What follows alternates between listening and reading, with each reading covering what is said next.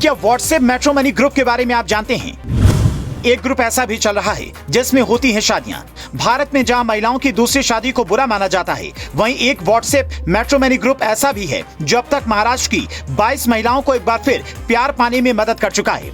एक रिपोर्ट के अनुसार ये व्हाट्सएप ग्रुप एक एनजीओ कोरोना एकल महिला पुनर्वसन समिति द्वारा बनाया गया है। इस ग्रुप में खास तौर पर वो महिलाएं हैं जिन्होंने कोरोना की दूसरी लहर के दौरान अपने पति को खो दिया था। शुरुआत में ये ग्रुप महिलाओं की मदद के लिए खोला गया था, बाद में इसमें पुरुष भी जुड़ने लगे। वर्तमान में इस व्हाट्सएप ग्रुप में विधुर, तलाकशुदा और कुंवारे सहित लगभग 150 से ज्यादा पुरुष शामिल हैं। चलिए अब आपको इस ग्रुप के जरिए दूसरी बार शादी करने वाली प्रचिता धीसे की कहानी बताते हैं।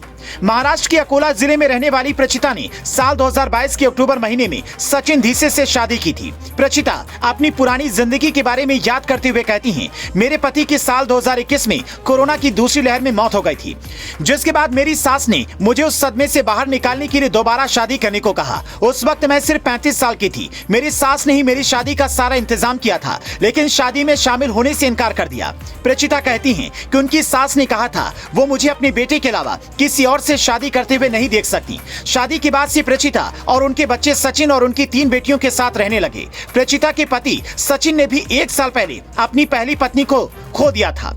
कैसे जुड़ते हैं ग्रुप में लोग? एनजीओ जिला समन्वयक और विवाह पहल प्रभारी अशोक कोटे ने कहा, इस ग्रुप में लोगों को सोशल मीडिया से जोड़ा जाता है।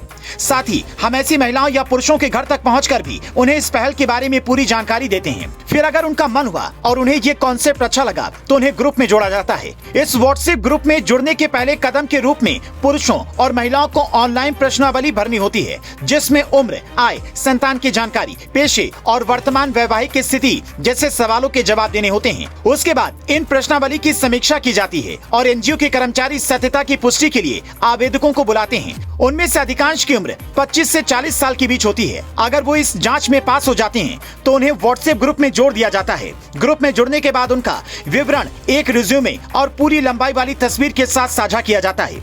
कोरोना महामारी की दूसरी लहर के कहर को शायद ही कोई अब तक भूल पाया होगा। इस लहर ने कई परिवारों को पूरी तरह से उजाड़ कर रख दिया। किसी ने अपना बेटा खोया तो किसी ने अपनी मां। बहुत सारी ऐसी महिलाएं भी हैं जिन्होंने अपना जीवन साथी खो दिया। इनमें से कई महिलाएं तो ऐसी हैं जिनकी उम्र सिर्फ 30 से 40 के आसपास होगी। वो कभी घर से बाहर नहीं निकलती थीं। कोरोना की दूसरी लहर में अपने साथी को खो देने वाली ज्यादातर महिलाएं गृहिणियां ही रहीं। अब उनके सामने आर्थिक दिक्कतें हैं, सामने अनिश्चित भविष्य है।